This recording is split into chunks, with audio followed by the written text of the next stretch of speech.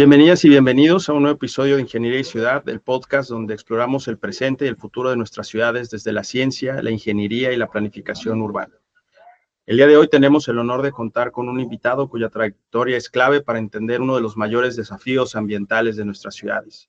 Nos acompaña el doctor Juan Alejandro Saiz Rodríguez, profesor e investigador de la Universidad de Sonora, especialista en climatología urbana, percepción remota y análisis espacial aplicado al estudio de las islas de calor urbanas. Su trabajo ha contribuido significativamente a comprender cómo el crecimiento urbano impacta el clima local, particularmente en ciudades del noroeste de México. Para conducir, pues empiezo, le doy las gracias al doctor Alejandro Saiz Rodríguez. Bienvenido, Alejandro, ¿cómo estás? Muy bien, gracias por la invitación. Pues hoy partimos de esta premisa fundamental que la ciudad no solamente es el espacio que habitamos, sino también el clima en donde vivimos y el clima que nosotros mismos generamos. Y ahí en ese punto, las islas de calor urbana como tal, pues no son solamente un fenómeno ambiental, sino también es un reflejo de las decisiones de planeación, políticas públicas, selección de materiales, etcétera. Para darnos una introducción al tema, doctor, ¿cómo definiríamos de la manera más sencilla posible qué es una isla de calor y por qué es relevante para ciudades como Hermosillo o Mexicali? Bueno, una isla de calor urbana es un fenómeno en el que las zonas urbanas presentan una temperatura significativamente más alta que en las zonas rurales, ¿no? Y claro ejemplo, pues es Mexicali, ¿no? Que están rodeados de un valle que pues tiene temperaturas muy diferentes o hay un cambio drástico de temperaturas entre la zona urbana y los alrededores de la zona rural, ¿no? Y esto ocurre porque en las ciudades modifican el balance energético natural y se sustituye las áreas verdes, la vegetación, por materiales que a veces no son los adecuados en todos los términos o en todas las características que puedan tener, como el concreto, el asfalto, que absorben y almacenan el calor. En este contexto, ciudades como Hermosillo o como Mexicali, pues esto es especialmente crítico, ¿no? Porque partimos de que tenemos un clima extremadamente cálido, es decir, no solo tenemos calor, sino que la ciudad que nosotros desarrollamos lo intensifica, ¿no? O más bien, cómo la desarrollamos es lo que intensifica el calor o la sensación térmica en la ciudad. Muy bien, doctor. Y en ahí desde tu experiencia, ¿cuáles serían los principales factores que están explicando la intensificación de este fenómeno actualmente y más en nuestros contextos como nuestras ciudades como Hermosillo y Mexicali, que son ciudades en zonas áridas? Sí, los factores principales en zonas áridas o en contextos áridos, yo creo que destacan tres, ¿no? La escasez de la vegetación, sin duda, yo creo que es el que todos reconocemos. Esto reduce la sombra, reduce la evapotranspiración, que juega un rol muy importante en la sensación térmica ambiental que tenemos. Yo creo que el otro factor a destacar sería la selección de los materiales urbanos que hemos utilizado en el concepto tradicional que tenemos de desarrollar o de urbanizar.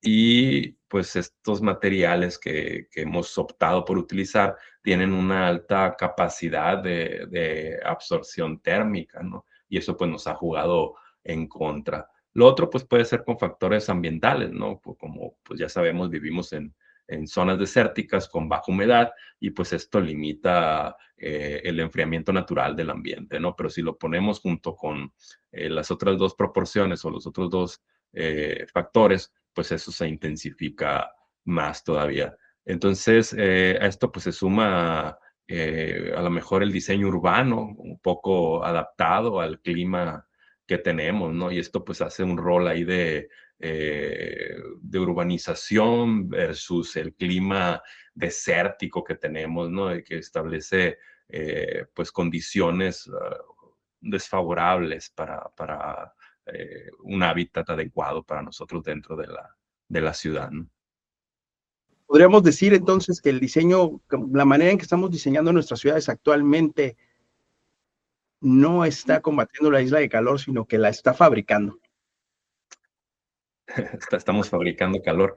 Pues sí, yo creo que es una manera muy acertada de decirlo, ¿no? Estamos fabricando calor. Me gustó para un encabezado ahí de perdida, para un documento de divulgación, ¿no? Estamos fabricando, somos potencia mundial en fabricación de calor. Sí, definitivamente las ciudades actuales en muchos casos están diseñadas sin considerar el clima local.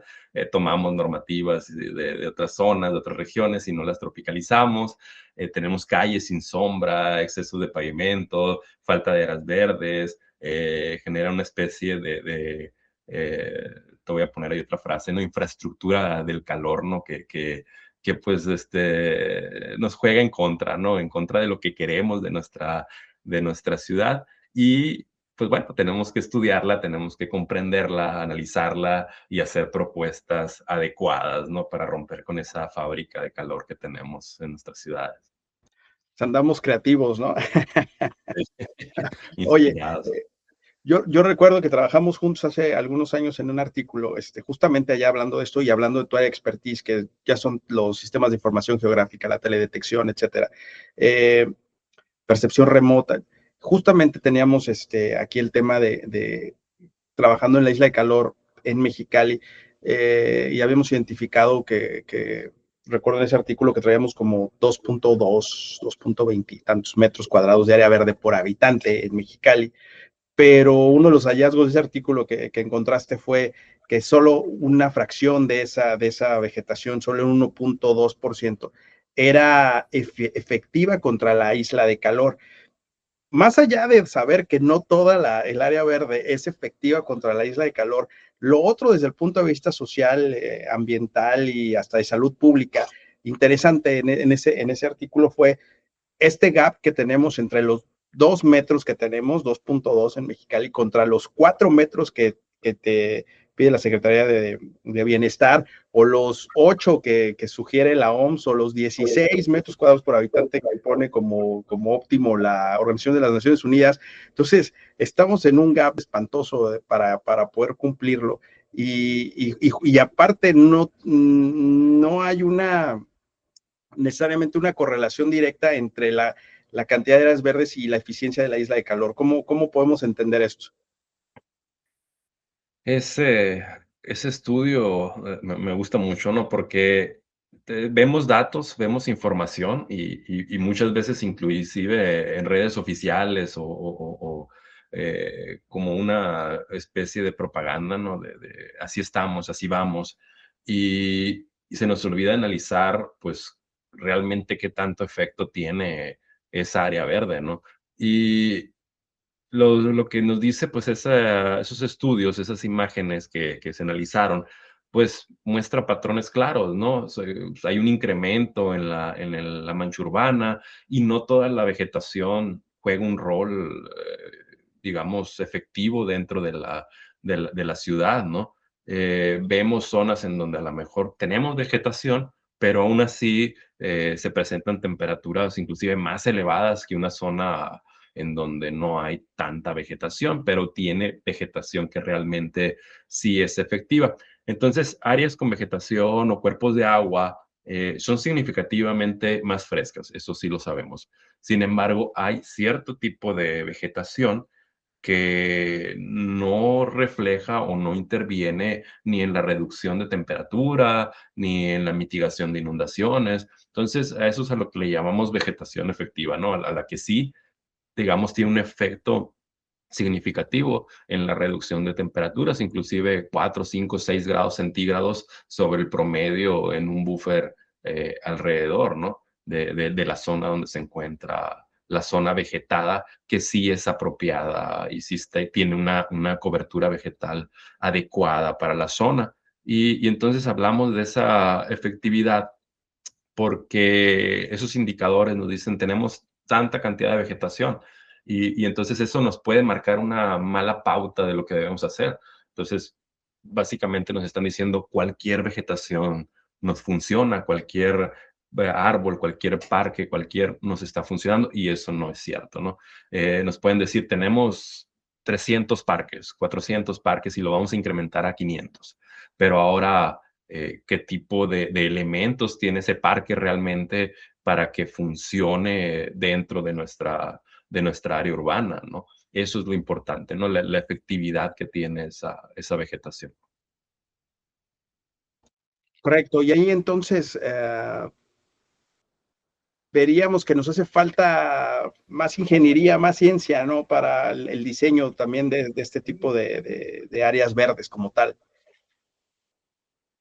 Sí, claro, analizarlo, comprenderlo, estudiarlo, medirlo es fundamental, ¿no? Medir ese impacto que tiene, tanto el positivo o negativo, nos va a servir para comprenderlo y saber, pues, cómo se va a proceder con el actuar dentro de nuestra mancha urbana, ¿no?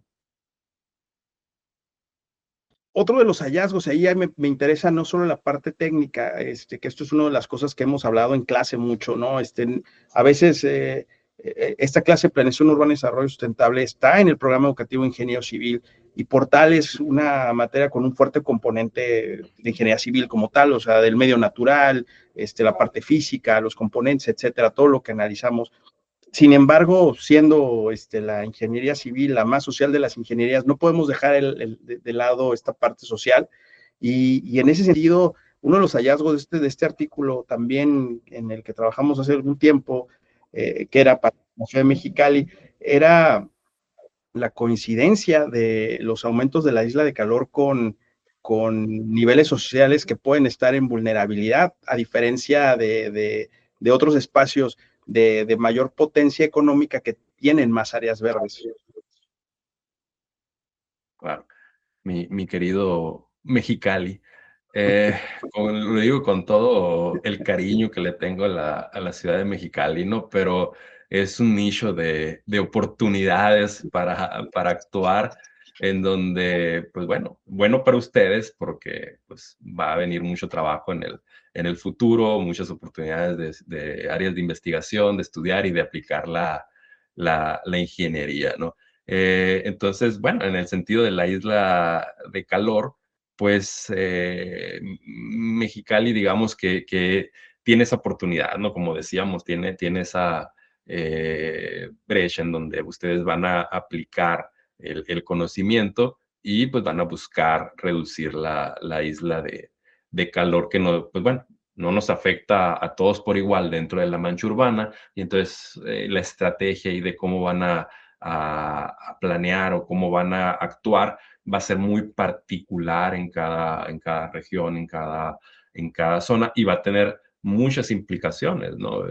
Tanto beneficios como afectaciones, pero a fin de cuentas, pues estamos buscando desarrollar a base de un diagnóstico y a base de la evidencia, pues a dónde queremos encaminar la ciudad de Mexicali. En temas, por ejemplo, de salud pública, ¿consideras que estas zonas que son más vulnerables a la isla de calor, pues presentan también una afectación mayor en el tema de salud pública? Sí, el impacto en la salud pública son muy serias, es algo evidente que a lo mejor como ingenieros civiles no volteamos a ver, ¿no? Pero los golpes de calor, problemas cardiovasculares, estrés térmico, inclusive hasta problemas respiratorios pueden venir derivados de problemas de la ciudad, ¿no? Problemas que nosotros hemos generado. En el caso, por ejemplo, de Hermosillo, les platico de un caso muy particular que viene en estos próximos días, meses, por efecto de los vientos, ¿no? Nosotros tenemos la zona agrícola en la costa de Hermosillo, ¿no? Entonces los vientos vienen en esa dirección de la costa hacia la ciudad de Hermosillo. La zona agrícola, al estar bajo pues, un estrés térmico durante un largo periodo, porque todavía no llegan nuestros periodos de lluvias en los meses de julio, agosto, septiembre, entonces está el suelo seco y eso permite que digamos, todos los pesticidas, todos los agroquímicos que se utilizaron en la costa, en la zona agrícola, pues estén, digamos, en manera de polvo y los vientos llegan a la ciudad. Y eso tiene que ver pues con el incremento de las temperaturas que se aproximan en estos próximos meses y con los vientos característicos regionales, ¿no? Básicamente pues se lleva todos esos contaminantes, nos los trae a la ciudad y pues empezamos a tener problemas de salud pública derivados pues de factores climatológicos muy particulares en la región, ¿no? Y suma que empiezan los golpes de calor, desmayos, problemas de salud en general.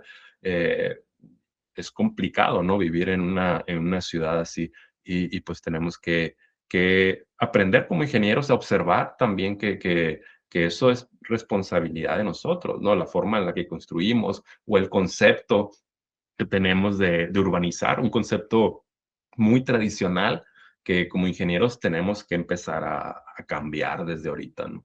Y regresando al tema que estabas mencionando, ¿tú consideras que en este sentido, por ejemplo, la isla de calor está relacionada también con la desigualdad urbana?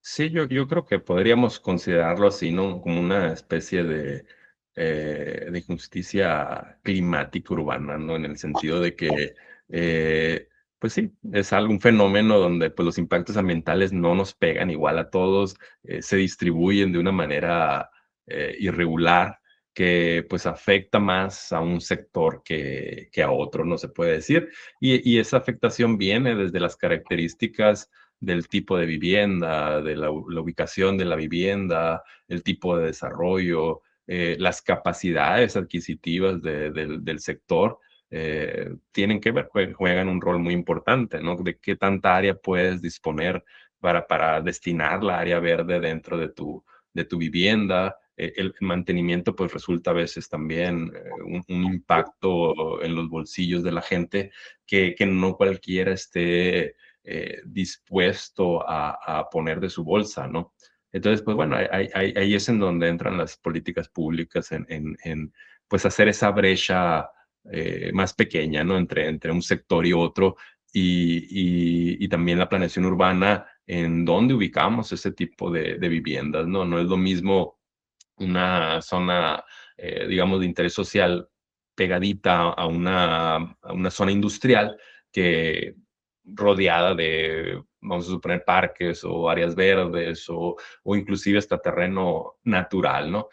Sin ni siquiera tener un impacto de infraestructura, digamos, muy notorio, ¿no? Entonces, ese tipo de cosas en donde ubicamos, en donde gestionamos nuestra mancha urbana, es lo que vuelve injusto, ¿no? A veces por egoísmo económico, por cuestiones políticas. Hay diferentes factores, a veces simplemente una mala planeación o porque ignoramos los conceptos que tenemos que tomar en cuenta para poder llevar a cabo esos desarrollos, que a fin de cuentas se traducen en eso, en una injusticia eh, climática a la que hemos llevado a nuestra ciudad. No todos estamos padeciendo o no estamos de alguna manera recibiendo los mismos impactos, las mismas características que tiene la región, hacen esa diferencia muy notoria entre sectores de la ciudad.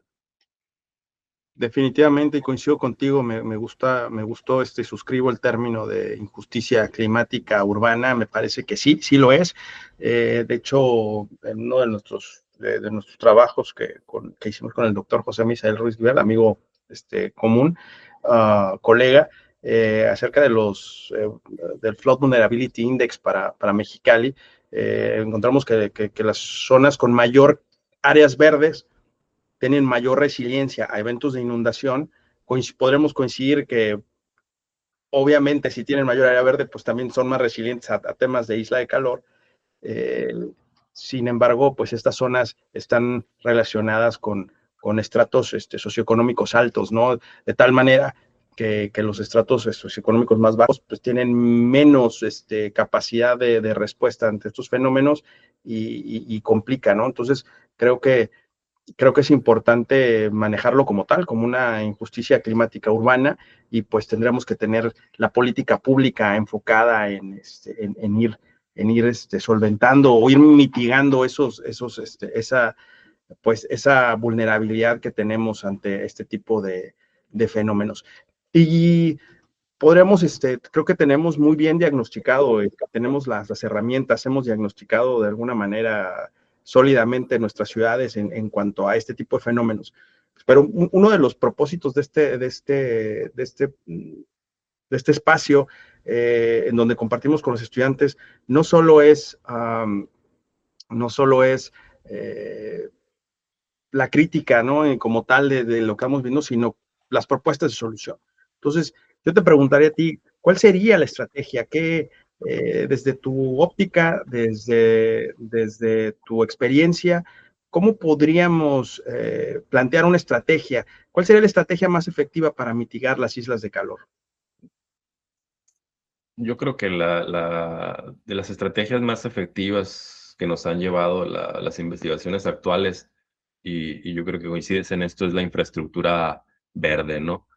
Árboles, parques urbanos, es lo que ha demostrado, pues, una efectividad dentro, pues, de un balance económico, social, que es viable, ¿no? O sea, que realmente podemos reproducir, porque, bueno, hay tecnologías que tienen que ver con los materiales, que tienen que ver con la reflectancia, que tienen que ver con el albedo, que de cierto modo, pues sí, resultan efectivos, pero no tiene ese abanico de oportunidades, digamos, como lo tiene, o de servicios ecosistémicos como lo tiene la infraestructura verde, ni ese apego al un desarrollo accesible para todos, ¿no? Entonces, esa combinación, yo creo, a fin de cuentas, de las estrategias es lo que nos va a hacer ser, digamos, sostenibles en el futuro para unas ciudades verdes, ¿no? La infraestructura verde, los materiales apropiados para la región,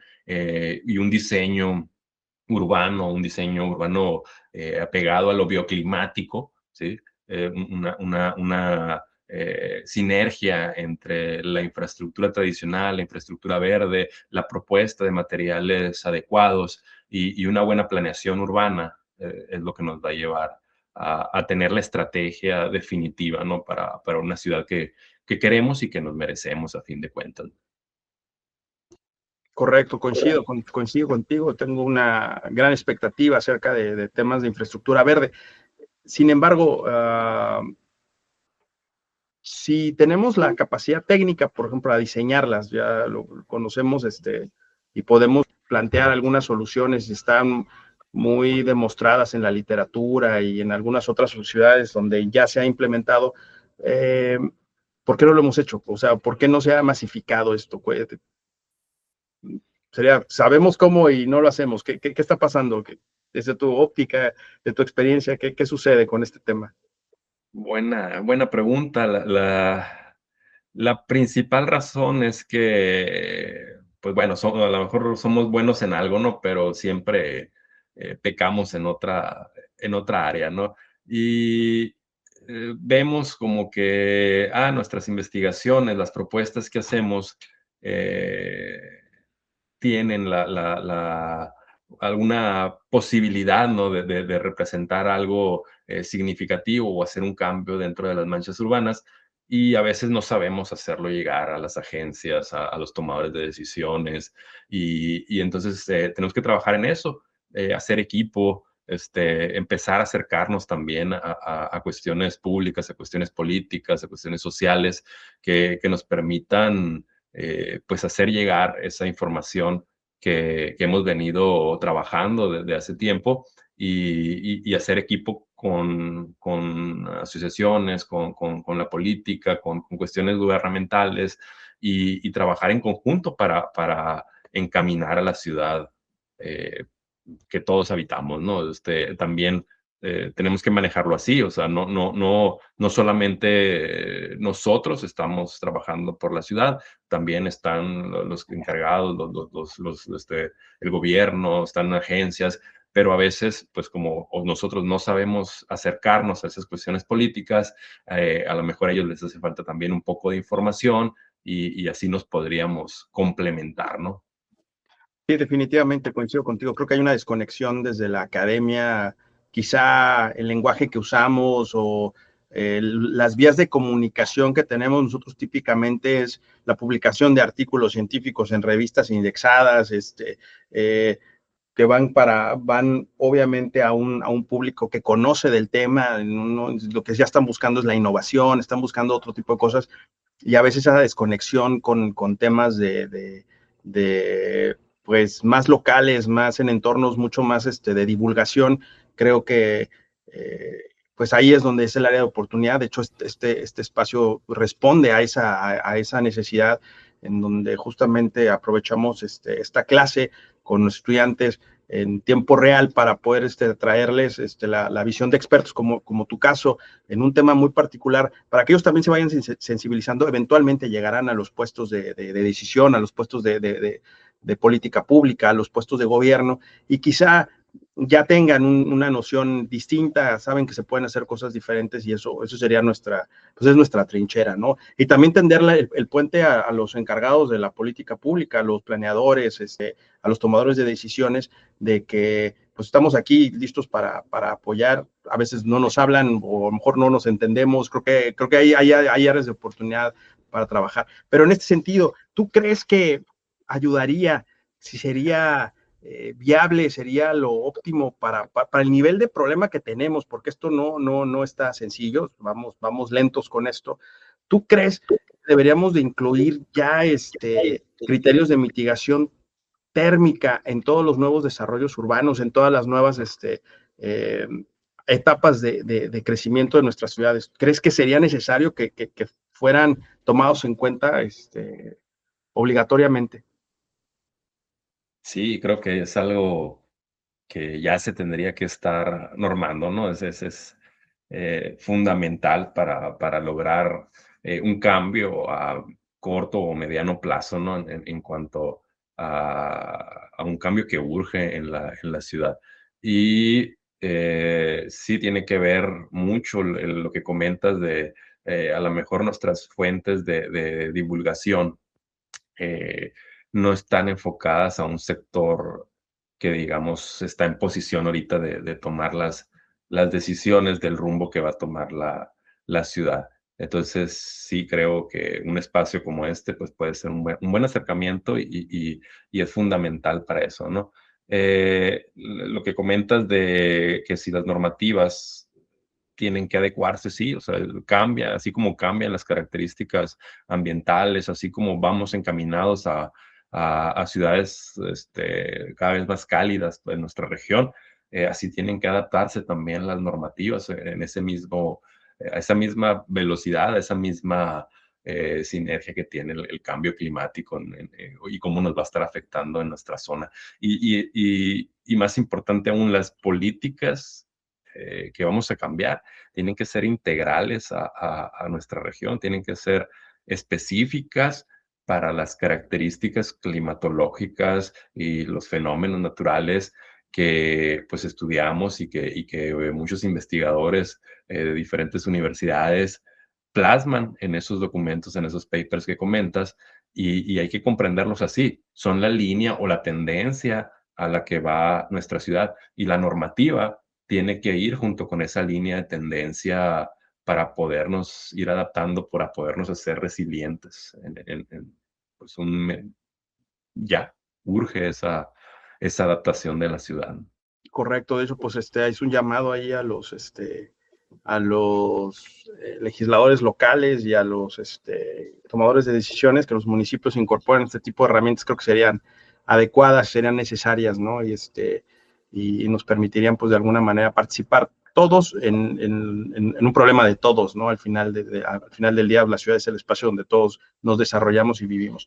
Bien, voy a pasar a la sección de preguntas y respuestas, porque ya tengo lleno aquí el tablero con preguntas de los chicos. Te pregunta Gilberto Valenzuela, ¿qué metodologías o modelos se utilizan para evaluar escenarios urbanos térmicamente eficientes? La modelación térmica, digamos, para no hablar de marcas o productos comerciales, Sí, porque no hay eh, patrocinadores aquí. y no repito, sino luego los mencionamos si es que se comunica. La idea de la modelación climatológica viene fundamentada, viene sostenida desde una técnica que utilizamos tradicionalmente antes de que aparecieran los primeros modelos, que es la sobreposición de capas o de información con las variables que pues intervienen dentro de la modelación. Y esas variables, pues, son, digamos, las que nos llevan a conocer la temperatura, ¿sí? Desde mediciones de temperatura directa en sitio, de los materiales, la temperatura ambiental, porque son dos mediciones diferentes, con características inclusive normadas, ¿no? De la estación de la que vas a tomar la temperatura, los sensores son los que vas a tomar las temperaturas, y las características del material, la reflectancia y las propiedades que tiene el material para digamos, o retener esa radiación o reflejarla, liberarla, ¿no? Entonces, la modelación básicamente se basa en eso, en caracterizar el entorno, en caracterizar las propiedades de la vegetación, las características de la vegetación y pues representar ese rol. La ventaja de un modelo es que pues tú puedes variar esos datos, ¿no? Esa base de información y crear escenarios a lo mejor en donde qué pasa si yo incremento la cobertura vegetal y cómo va a reaccionar el modelo con esa variación, ¿no? Con esa alteración del sistema original, por así decirlo, y puedes tener escenarios, crear escenarios y antes de construirlos, analizarlos y ver si realmente tiene una efectividad favorable a lo que quieres lograr, ¿no? Que eso creo que eso que mencionas me parece que es oro, ¿no? Es fundamental para proyecciones. Podemos idear diferentes tipos de escenarios y ver si tal o cual infraestructura verde, o tal modelo, tal solución se va a acomodar en el tiempo a lo que estamos promoviendo, y de alguna manera hacer la evaluación hasta desde un punto de vista no solo socioambiental, sino hasta económico también, ¿no? Saber qué tanto qué tanto se va a invertir ahí y cuáles son los beneficios. Creo que esa parte nos ha faltado explicarlo, ¿no? A los tomadores de decisiones, tipo de herramientas, porque creo que pues, les ayudaría mucho a entender los fenómenos y de alguna manera tomar mejores decisiones. Bien, Luis Roberto García Soki nos pregunta, si sabemos que el diseño urbano puede aumentar o reducir varios grados la temperatura en una ciudad, ¿por qué seguimos construyendo de formas que agravan la isla de calor? ¿Y qué tendría que cambiar en la planeación para que eso deje de pasar? Muy buena pregunta. Pues eso, díganme ustedes, cuasi ingenieros, ¿no? ¿Por qué siguen aplicando las mismas técnicas constructivas? Pues cuando ya sabemos que no han sido muy eficientes, ¿no? La verdad es que a veces estamos un poquito atados de mano, ¿no? Las normativas te dicen, este es el procedimiento, con este procedimiento te acepto la entrega del desarrollo, te acepto la vivienda, y entonces, eso es lo que comentábamos ahorita, ¿no? De que hace falta una adecuación de las normativas, urge una adecuación de las normativas que no solamente nos permitan hacer cosas, porque si nos dicen, te permito hacerlo, creo que nos lleva a que, pues, no es obligado, ¿no? O sea, no es algo que tenga que hacer, me va a representar más inversión, que posiblemente no recupere cuando venda la obra o cuando entregue la obra. Entonces, más, y tampoco al otro extremo, ¿no? O sea, tampoco obligar. Yo creo que la solución va a estar en incentivar para que la gente quiera y vea las bondades de construir de cierta manera o de incentivar que si lo adecuas te va a beneficiar y aparte vas a tener pues las prestaciones o los servicios ecosistémicos de una infraestructura adecuada, ¿no? Entonces ni es blanco ni es negro, ¿no? Es yo creo que algo intermedio, incentivar a que se construya de cierta manera favorable para la ciudad. Te voy a hacer llegar todas las preguntas porque sí, despertó mucho interés el tema. Tengo bastantes preguntas y algunas se quedarán en el tintero, pero bueno, te las hago llegar para que las puedas contestar más adelante. Claro. Acá Iván Antonio Rubio Barragán dice, desde su experiencia, ¿este fenómeno afecta más a ciertos sectores de la población? Pregunta. Y la segunda pregunta, pues es compuesta, ¿qué consecuencias tiene en la calidad del aire y el medio ambiente urbano en la isla de Calor? Pues bueno, ya empezamos a interrelacionar fenómenos, ¿no? Que parece que no, pero luego sí están relacionados. Sí, sí, de hecho fue muy controversial eso de correlacionar fenómenos, ¿no? Sacamos un estudio en donde correlacionábamos la inundación con las islas de calor y inclusive revisores del documento se quedaron, pero pues, ¿esto qué es, no? O sea, fue yo creo que algo que hasta a nosotros como autores nos dio miedo, ¿no? Pues sí, ¿qué estamos haciendo, no? Habrá sido Pero bueno. pero realmente fue algo bueno, ¿no? Porque nos dimos cuenta que esos fenómenos meteorológicos, fenómenos hidroclimáticos, sí tienen una relación, ¿no? Es muy válida tu pregunta y muy buena pregunta. Les comentaba el caso de Hermosillo, ¿no? Las temperaturas generan problemas de salud, pero los problemas de salud que a veces relacionamos son, ok, el golpe de calor o relacionados con el incremento de la temperatura directamente, ¿no? Pero ocurre algo, por ejemplo, en Hermosillo, la zona agrícola, decíamos, está en la costa de Hermosillo, el incremento de temperaturas hacen que las tierras se sequen, esas tierras, como es zona agrícola, está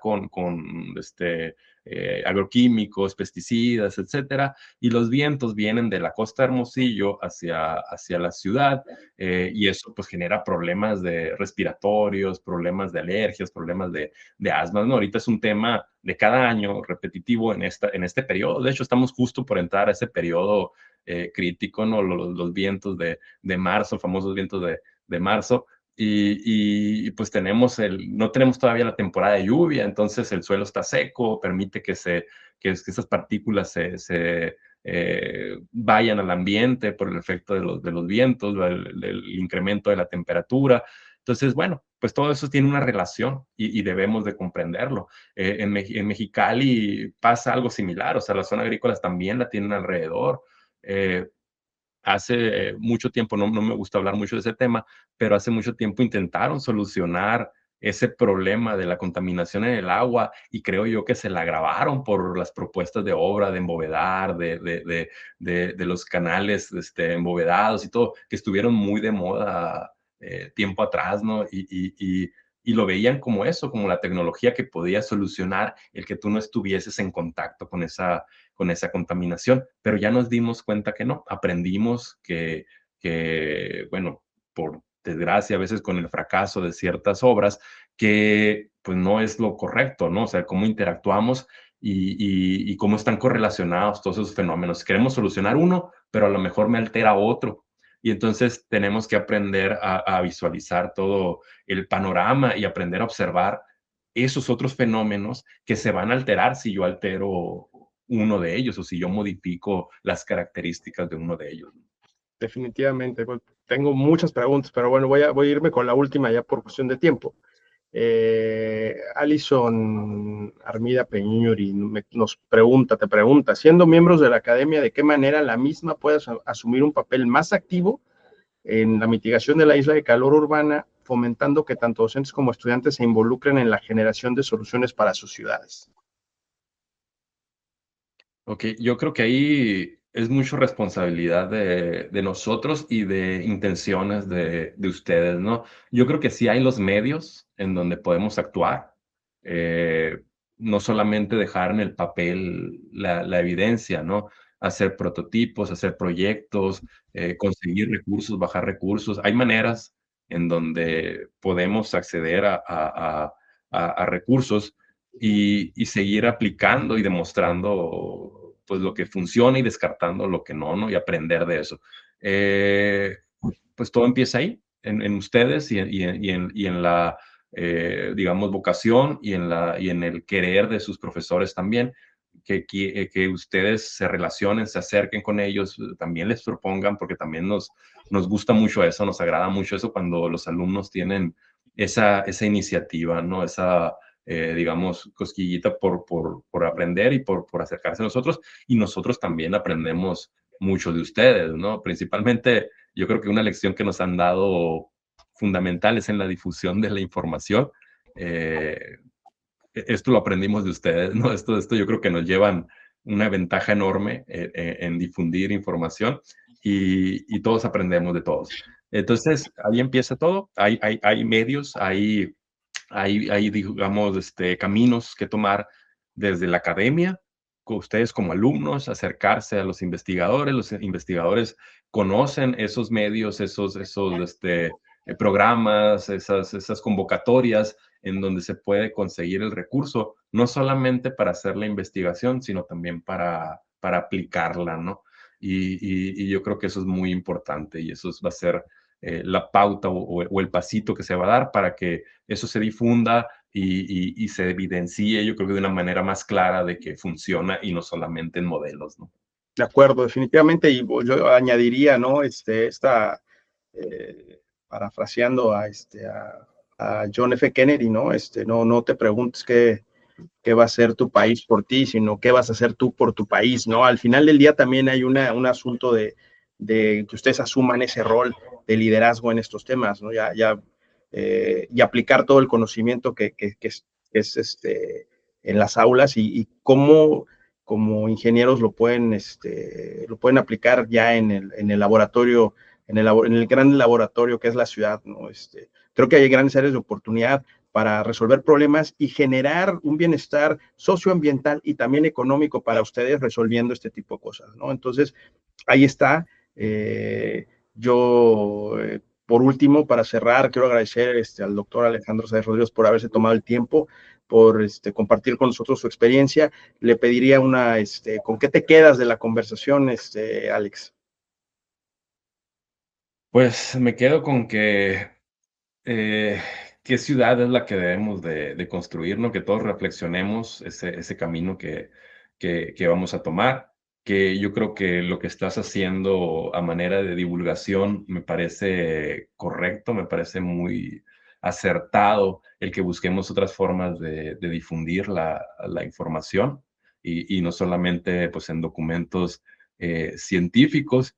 Y lo otro es, pues hay que tener conciencia de que tenemos retos, no solamente técnicos en el futuro, estamos también lidiando con aspectos sociales, con cuestiones políticas y pues así como preguntaban ahorita, ¿no? ¿Qué podemos hacer? Pues ya yo creo que tenemos claro qué es lo que tenemos que hacer y cuanto más pronto actuemos, pues mayores van a ser las oportunidades que tengamos de transformar la ciudad. Pues te agradezco muchísimo, doctor Alejandro Sáez Rodríguez, por compartir con nosotros tu conocimiento y ayudarnos a entender mejor este fenómeno tan importante para nuestras ciudades. Y a todos los que nos acompañaron, muchas gracias por estar en un episodio más de Ingeniería y Ciudad, donde las ciudades se repiensan. Nos vemos en el siguiente episodio. No olviden, si les gusta, darle like y compartir con sus amistades y hagamos un esfuerzo por divulgar este tipo de espacios donde nos damos el tiempo de repensar, de reflexionar acerca de nuestras ciudades y el papel que tenemos como ingenieros dentro de las mismas. Nos vemos pronto y muchas gracias.